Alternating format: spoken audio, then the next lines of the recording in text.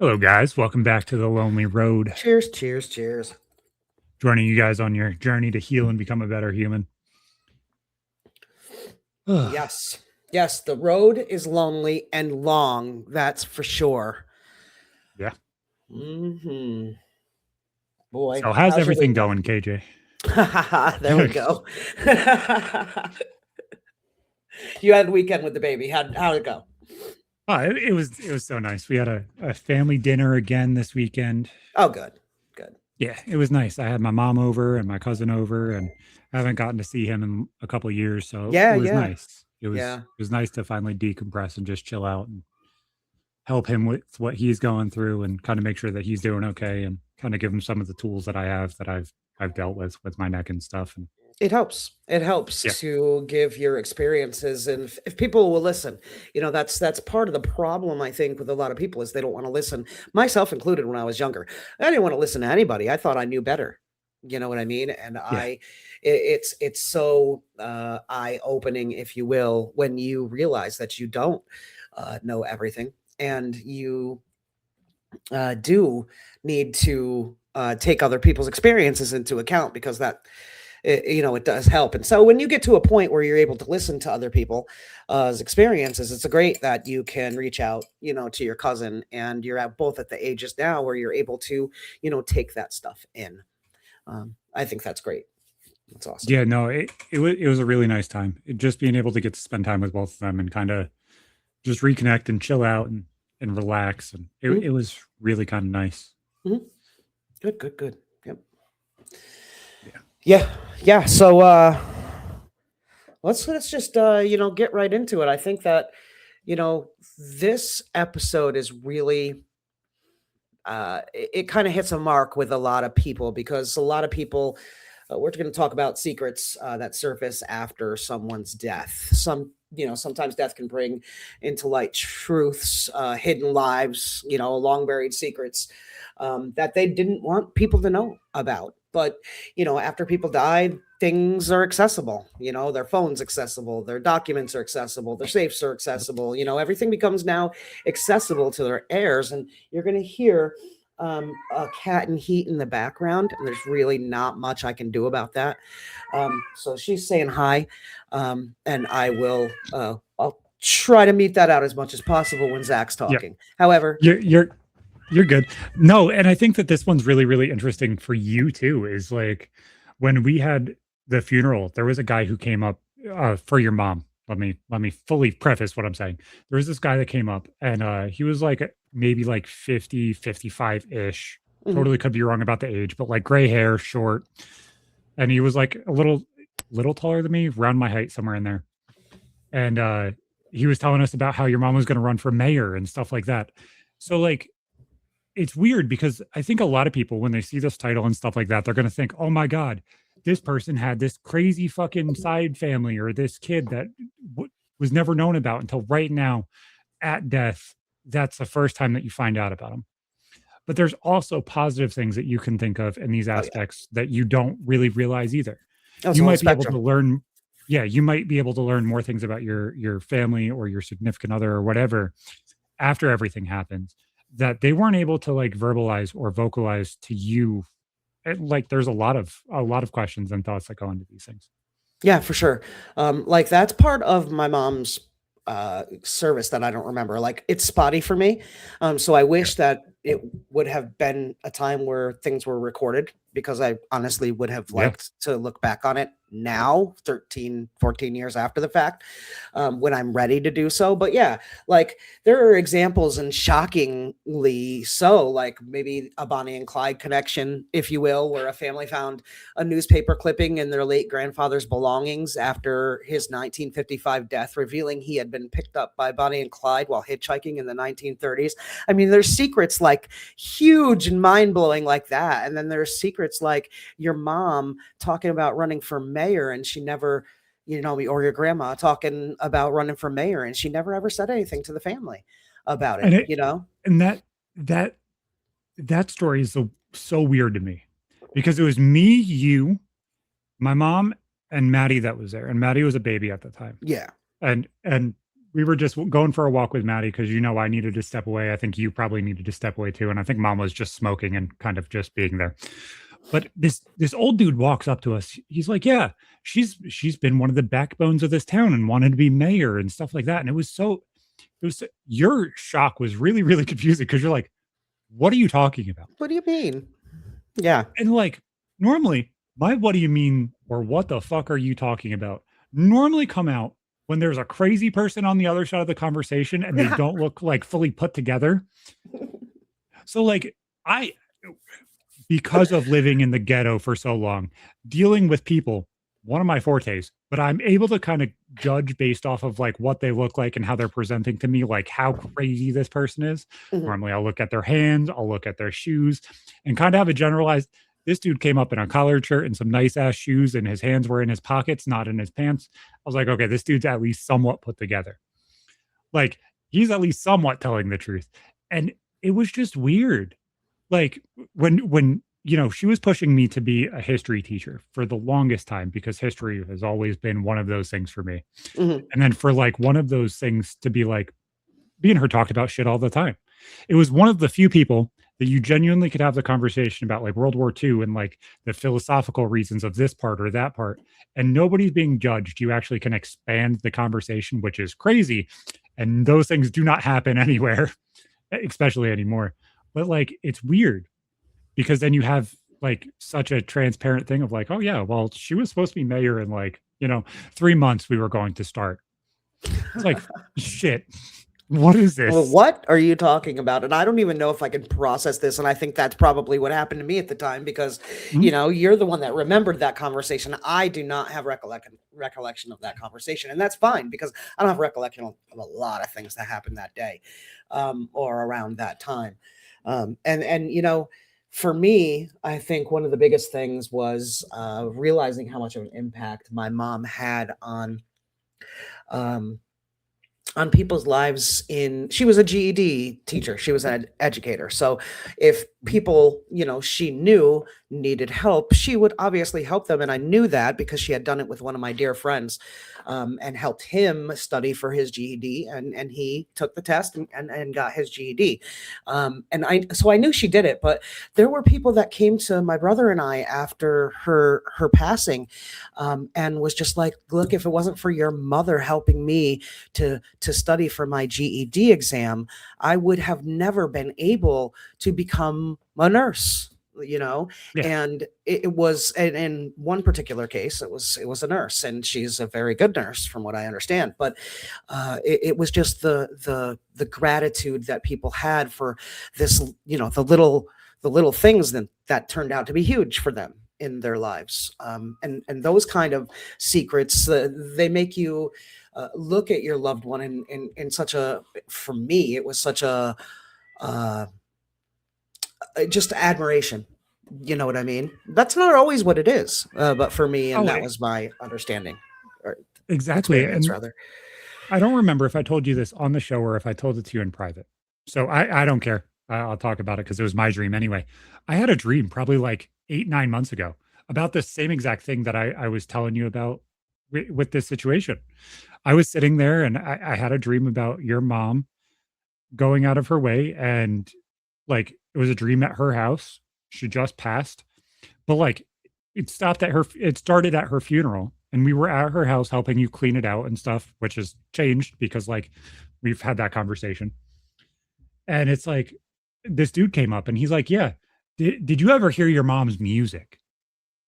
And like somehow grandma dropped the illest mixtape ever and me and you were surprised. But it was so fucking weird. It was just like just a parody of like you don't really know what the fuck's going on. You don't really know what's going on in anybody's life. No. Anybody can genuinely be anything and it could change at a moment's notice. Yep. Yep. It can be both painful and enlightening, depending on your situation, and it can unlock a part of a person's story that either they didn't want to, because my mom was not a kind of person to put herself in the spotlight, Mhm. so no, of course she didn't tell me or tell you or tell your mom that she was doing these things or helping these people. But looking back, I can see, the different people that had been in and out of our lives that she had helped over the years to better themselves and to become, and to give them that step. And she didn't want accolades. And so that's why she didn't tell people about these things and, that she did underneath the surface, and Yeah, that, and that thing really, really like it's introspective to me too in this part too. My ex-wife had one of the most amazing great grandfathers I've ever met in my life. right. You said that. Yeah. And he helped release people from Auschwitz and a whole bunch of other places during World War II and stuff. And he passed right before our marriage broke up. But after our marriage broke up, I was like, you know what? I don't want any of these things to go missing. So I went through and I restored all of the photos that I could find.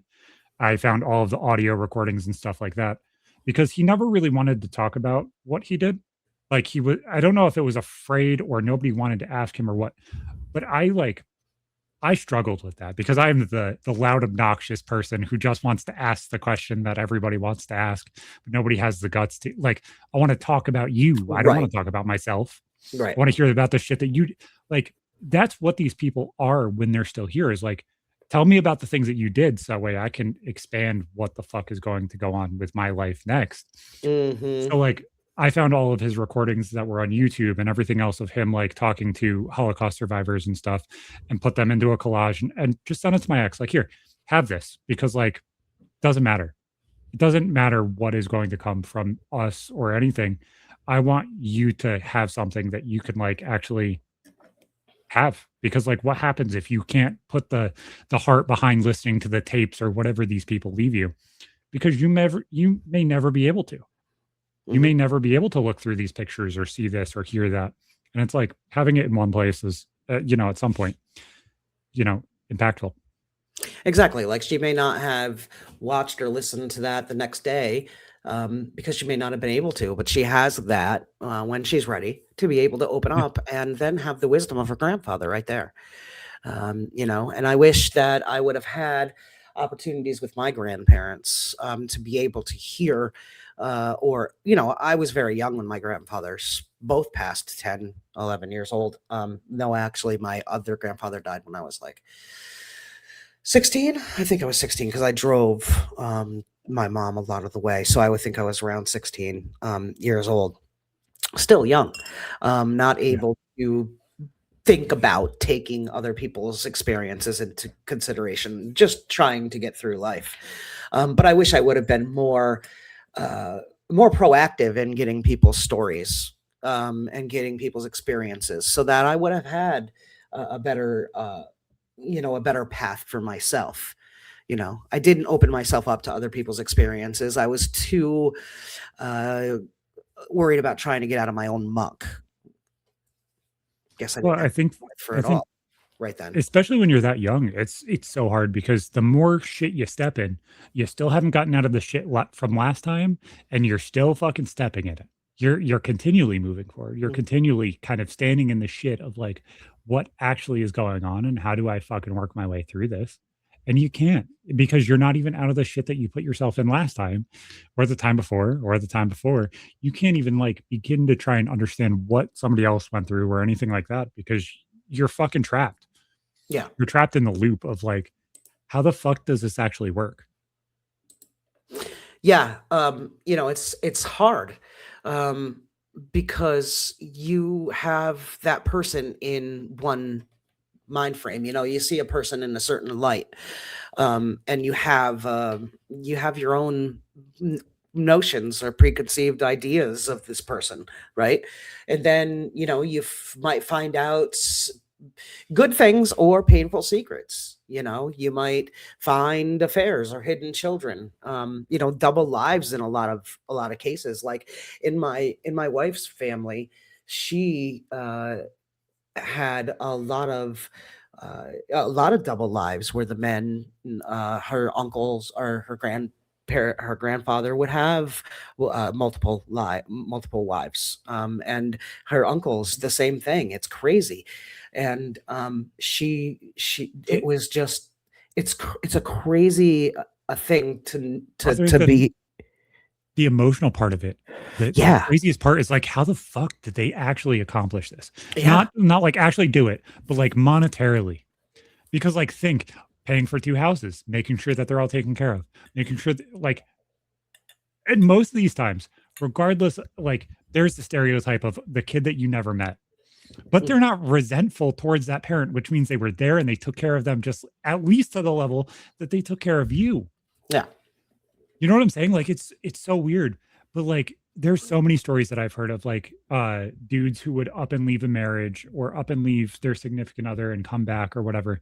And they just went 3 towns over. They drove 30 miles because the only thing we had then were phone lines and nobody fucking realized who the fuck you were when you went 3 towns over.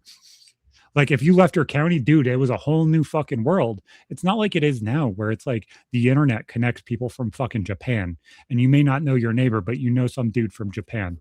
yeah, You know, it's weird because like the shit that reminds me of is like the person that's most adept in that world is people like grandpa, where he would drive down to fucking my hometown and take fucking 4 hours because he would stop at every single fucking person that's walking on the side of the road and have a conversation with them, or anybody who's mowing their grass or fishing or whatever. Like those are the only people who genuinely know who the fuck you were in the 70s and 80s, were the mm, people you actually talked to. And like the town circle wasn't as big as it is now. And yeah. that's so weird to kind of like put into context. Yeah, yeah, that leads you back to the conversation of technology. How great technology can be, but how sad it also has made things. You know what I mean? Yeah. Like it can be both. It can be both. You know, it's when you find out secrets about people, humans are complicated, bro. Like Mhm. long before they die, but then they die and you find out, if the more people you talk to, like me, I can now go and talk to people and make those connections if I wanted. I could emotionally. Exactly. I have not been in that frame of mind from the time my mom passed until now. I have absolutely made, a turn in that Yeah. path. But it leads to the question, regardless, people making mistakes or hidden shame, hidden kindness, carrying hidden wounds. It begs some questions. When you find out about it as a person that's still living, you are you allowed to be angry at someone who has died? It doesn't erase years of love that you've had for that person. It may change. What if the secrets change the family history? You know what I Yeah. mean? What happens with that love that was there? It doesn't really change the love that was there, or does it for you? Well, These are questions.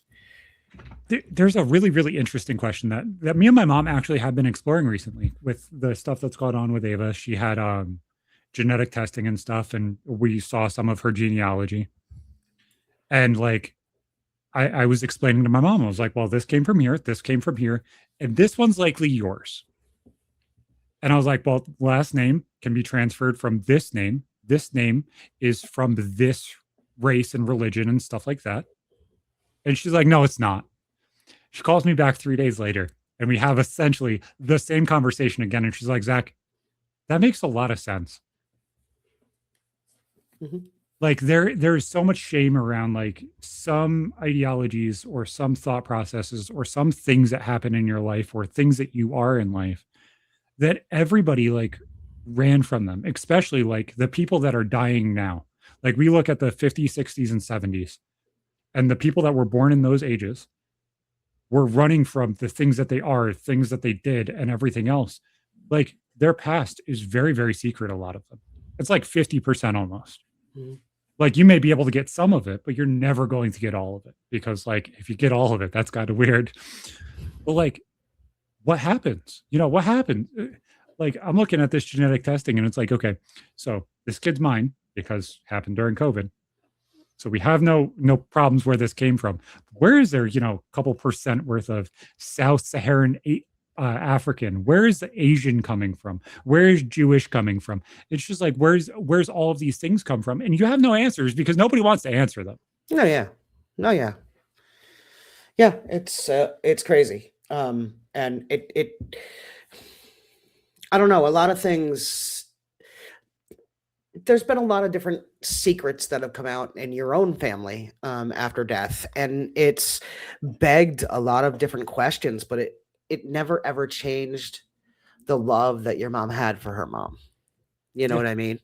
Even though there have been things that have come up that your mom didn't know, and she found out afterwards, and it may not have been something that's palatable to her, but still, her mom was her mom, and Yeah. she still has that love, and there was that conflict of, you know, um, can grief and disappointment exist together? Yeah. You know, and And and can I, you love somebody who genuinely misled you in some ways? mhm, But like that's how they perceive the world. right, And like me and her had that conversation rather in depth too. It's like just because your mom fucked up doesn't mean she's not your mom and doesn't mean she doesn't love you. You fucked up, I fucked up. Every parent fucks up. yep, The thing is if you called her on it right at this second, if she was alive, would you be able to have the conversation? And if you're able to have the conversation, then it doesn't change anything. You can't idolize like no matter who it is. If it's your grandma and they're a fucking saint and they were a nun for 50 years of their life and all of a sudden randomly popped out a kid or whatever, like you can't idolize that person because if you begin to idolize that person at some point, everything ends up drowning because it genuinely does. yeah, yeah. You know, sometimes death simply just removes the lid off of what you know on somebody, about somebody. You know what I mean? And and Yeah. and that's okay because people are allowed to have their their own. You know, they're allowed to not exemplify their little kind acts of kindness. You know what I mean? They're allowed to, carry their hidden shame or fear to themselves. You know, they're allowed to do their dirt if they want to. It's just in my opinion, you got to hold on to, like you were just saying, who that person was to you, because Yeah. that's extremely important. You know, Like I don't understand these people. And this totally could just be because I'm a guy. Totally understand that. But these people that will write people off of after death and be like, well, who's this extra person in the will? And it's like a brother or a sister that you didn't know you had. yeah. And it's like, well, fuck that person. It's like, you don't even fucking know that person. Mhm. Yeah. It's like your genes are in that person. That person really probably shares a lot of common interests with you, a lot of things, and maybe not experiences, but you guys could tell stories back and forth and probably thoroughly enjoy each other's company. And then you're going to feel guilty because you like slighted your parent or whatever that's still alive because they didn't know or whatever. It's like you can't feel so much guilt about these things because like anger and guilt about the things that happened that you weren't even aware of aren't your problem. Yeah, yeah, you're allowed to have your feelings. Like, give yourself time and a space to hold for that. You know, you know, don't suppress your feelings, because we've been through that as well. It creates a whole nother Yeah. different animal. But give yourself a time frame. Don't sit in and stew in that disappointment or anger or whatever it is. And if you're worried about the money in the will or whatever the situation is in your circumstance, then maybe you're worried about the wrong thing. Because that person is grieving as well. They knew that, or whether if it's a sibling situation, that was their dad or mom too. You know what I mean? So you have to you, you have to feel your own shit. Don't ever think that we're saying not to. But at the same time, you need to get over your shit and you need to move on with your shit so you can get to know people as people. The one thing that I cannot get my head around, and I was like this too earlier. I wish I and honestly, to a certain degree, with certain people, I still am. But I just wish that everybody, myself included, could put down their walls and just communicate, because I just believe with my whole being that when communication breaks down, that's when everything else does as well. Mhm. You And know? it's like, and I don't know if I live the correct way. So, like, it is what it is. If I'm wrong in this situation, I'm wrong in this situation. But to me, there is three people in my life that are irredeemable.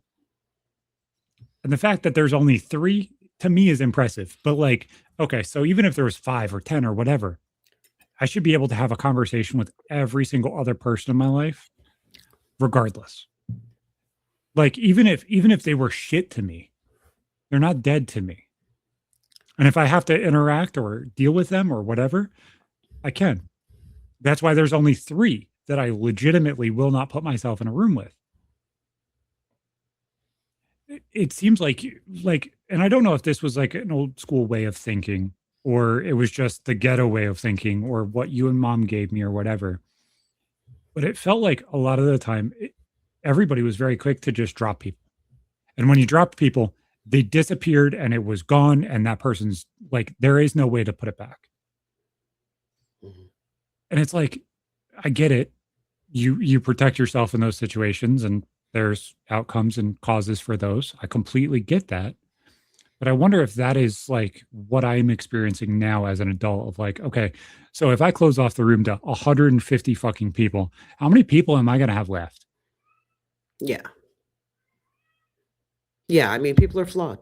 You don't need to cut somebody off because they're flawed. I mean, you're flawed. Look inward. You know what I mean? Exactly. Everybody's flawed.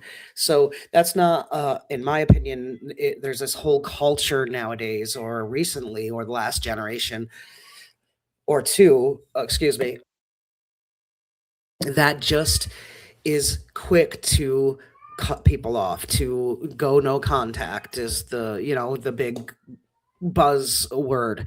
And because people are flawed, maybe their parents aren't who they want them to be, or their parents have different beliefs than they do, Or and they they feel, genuinely fucked up. oh, oh, it, Like and that's fine. sometimes, yeah. But it's like, unless that person like physically harmed you to a certain level, and it's not my job to judge what that is, or Right. mentally or sexually or whatever. I completely understand.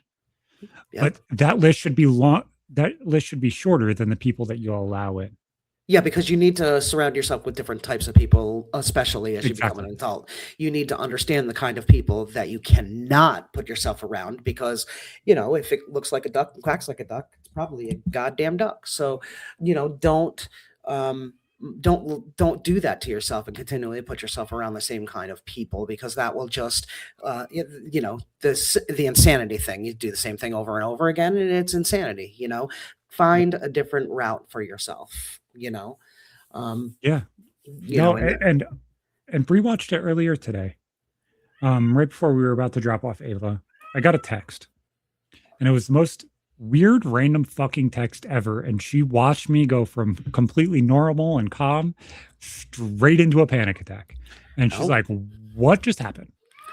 And I'm like, I just got a text. Hey, make sure to go outside today.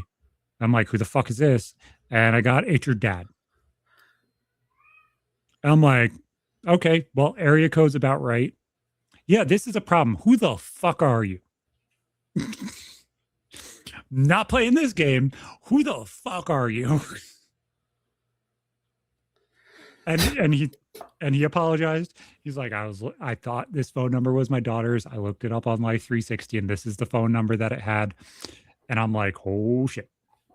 Like, oh, goodness gracious. I feel bad for being an asshole and panicky at the beginning of this, but it's just like, no, I completely understand writing people off. Yeah, And people will see it. People will see the people that you don't want to fuck around.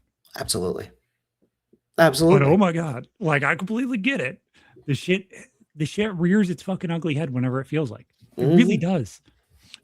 And I've talked very very loudly on this show, on RMTS and everything else, about the things that I've dealt with and everything else, and trying to work through them. And I'm not perfect. I know I'm not perfect. Mhm. I know I Yep. won't go to the fucking funeral though. And I know it's probably soon at some point. Hey, and that's okay. You know what I mean? Um, and that is the kind of relationship that should be cut off. It's those abusive relationships that, you can't, they're not willing to atone for what they've done, or even admit what they've done, take any accountability at all. And if they, you don't need that kind of person in your life. And again, we'll never say to do that, but just don't cut somebody out of your life so quickly because they're just flawed. You know what I mean? And Because everybody's flawed.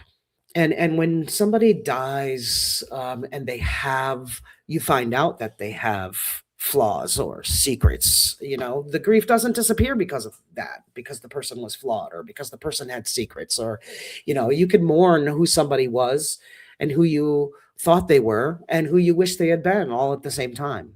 you know like you even see these stories on Facebook, and who the hell knows if they're AI generated now.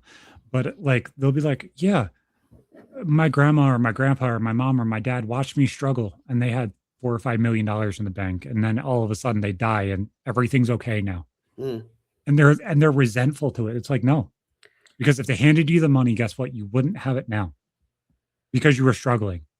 You were falling on your face. You were making the wrong decisions. And yeah, they could fucking help you out of the situation right at that second. But like you being resentful and remorseful towards those people because they didn't hand it to you or make sure you were full isn't the right way to look at it. Like you can't just be angry about every little thing that just didn't go your way. Life isn't just you. It's all of us on this fucking video game of what, 8 billion people. And guess what? We're all trying to figure it out as we go. mhm. Yeah, I mean, there's an interesting reflection to put out there, that I read preparing for the episode today. And it says, maybe the final act of love isn't pretending someone was perfect. Maybe it's learning how to hold the full truth of that person, and then we decide what to do with that. You Mhm. know, the truth of a person is very, very important. Good, bad, or ugly. But who they were to you is also very, very important. Yeah. So we have to, as people, decide, what to do with that. Because the dead, they leave behind memories that are, you know, very, very important to us if they were one of our people. You know. Yeah. And the crazier thing, and this is the weirdest thing that I don't think a lot of people understand, is whether they're alive or dead, the last time that you remember them, the last time that you think about them, they're gone. So if somebody's hurt you, if somebody's like pushed you to your brink of bullshit, you no longer talking about it gets them forgotten quicker and they matter less. It's the Yeah. old flip of exactly what everybody used to tell you. Oh, well, this person's going to live on in your heart and your mind always. Well, only if I want them to, motherfucker. Exactly. Exactly. Like we don't have to take, the pain that somebody caused us, 20 years ago anymore into the future. If we have the, strength and ability to do the work to get through that pain ourselves, and then they're not living rent free in our head anymore. And we can move on with our lives. And, honestly, two middle fingers to you. Big fuck you. I'll do what I want. Don't let something like that weigh you down or hold you back. Use those things as stepping stones. And the way you do that is crush that, to be under your feet, cement. Make your foundation more firm with that, with taking that lesson, the round of that video game and conquering the round of that video game and moving on to the next round. Use it as, leverage for yourself to succeed, because Yeah, that's how we have to get through life. every day you're here, regardless of what you're dealing with, you're stepping forward and you're going through it. So building yourself up today, build yourself up tomorrow, and you have more to work towards. Mhm. At some point, regardless of whatever these fucking secrets are that you're hiding from your family or whatever now, they're going to be seen at some point. Even if you don't want to answer the fucking question. And that's why I give my mom the credit that I give her to actually have the conversations and hear where she was a jackass sometimes. Because the fact that she went from not being able to do that at all to hearing it now Mhm, has helped her learn to be introspective and understand what other people have done and why she did the things that she did, mhm. which then makes her not idolize every single person that's in front of her. She sees them as people instead of just like these fucking saints that she portrays them as. Mhm. And that changes everything. Yeah. Yeah, and that's true for every single person. You know, the more they can be introspective, the more that you can see, you know, the things that you can change within yourself in order to make your life easier. Because honestly, Yeah. my biggest roadblock was myself and in my own way. I needed to get out of my own goddamn way in order to turn the corner in grief that I have turned. And that in itself maybe turned the corner in life that I needed to turn. You know, I mean, my mom taught me to be, an independent soul, and I am, and I had been, but the grief had a hold on me to where I was just maintaining, and I could maintain because my mom taught me how to survive, and that's what I was Yep. doing. I was just surviving for a very long time, and now I'm back to having goals, caring about my life. You know, I've moved forward through enough of my grief to be able to care about myself again. Um, and that says a lot about people. Some your grief is different. Everybody's grief is different. Everybody's road is different. But we can always walk it together, and share each other's experiences. And understand not everybody will understand what you're dealing with or feeling. That's all right. Or they're as long as they're not being a dick to you and telling you, it doesn't fucking matter. It's okay. They might not get it. They Everybody is so unique and individualized in these circumstances. It's really hard to be like, oh my God, well, you're not over this and it was 5 years ago. You're not over this and it was 15 years ago. Well, If you never have congratulations. if you never have the conversation to be able to get past it, you can't get past it. Yeah. Well, congratulations that you haven't had that deep, dark despair of loss hit you like that. I'm glad that you haven't, to be honest. I'm glad that, if you haven't felt that, I'm glad that you haven't felt that. But to turn down your nose at people that are going through that is wrong. Just hold out your hand. And the people that are ready to grab that hand will grab that hand, pull them out of the muck. Because that's what life is all about. We all need somebody. And the more people and honestly, I was having this conversation with Brian. I know it's half off topic, half on topic. It'll make sense in a second. It's with what you were just saying. I told her, I was like, it feels like, and the more you look back at life, when you make bad decisions and you have a bad outcome once, there's normally 50 more that follow it. And I don't Mhm. know if that's just because you chose the wrong path of what life has told you to go down, or you just make fucked up decisions and you make fucked up life choices and it totally fucks everything up. I mean, But I've realized, and I don't know if this is just an individualized thing, I feel better as a human the more people I'm holding up, mm, the more people I'm helping, the more people I'm talking to, the more people that I'm pushing to be better, the better I feel and the better I accomplish and do that thing. If I shut down and I'm locked in my house and I don't do anything and I sit here with a thumb up my ass and, wondering exactly what the fuck I'm doing next, that is wasting my fucking time. It yeah, just burns you. it absolutely can. Some people feel the same way you do. Some people need time to stew in their shit long enough to get sick of themselves and move forward. And hopefully, they can find a healthier path somewhere in the middle. Yeah. Because you even those that do and find that find that why. It's hard for some people to find that why, but even so, some people that have a why all the time and are always moving and shaking, sometimes they're suppressing things that they need to deal with as well. So always Oh, take that couple absolutely. seconds. Always take that It couple just seconds to look I, inward. that path thing is such a weird concept to me. And like I know we use it as like the thought process for what this show is like I'm trying to fucking light the path so you guys don't have to fucking find it. But the thing is like, it does feel, and like, I'm not religious, and it is weird for me to like perceive it this way, but it feels like there is a thing that tells you you are supposed to do this one. Stop being stupid. Do it. And when you don't do it, your hand gets fucking slapped. Mm-hmm. And you don't do it again, your fucking face gets slapped. And it Mm-hmm. gets worse and it gets worse and it gets worse and it gets worse and it gets worse until you fucking realize what the fuck path you were supposed to be on. Mm-hmm. And now you can't get back to it. But you can, you just got to keep going. It may not be the same exact thing, but you'll get back. But you have to want to do that. It's got to be a want from within. And a lot of people they don't have a lot of tools to be able to find things within themselves to take themselves out of those situations. Yeah. It's increasingly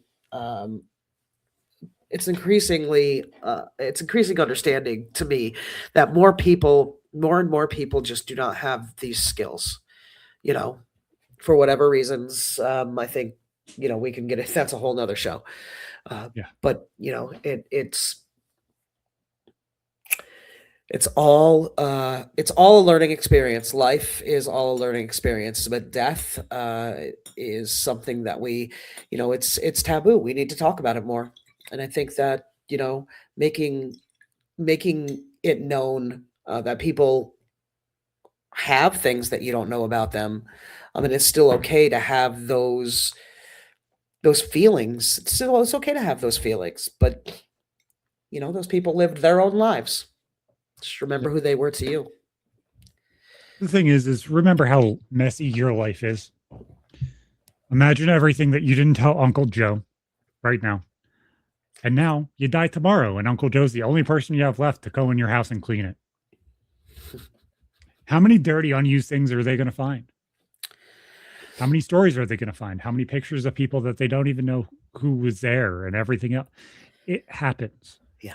That's why I'm saying don't idolize everybody. Don't have this picture of this person as a fucking saint in front of you.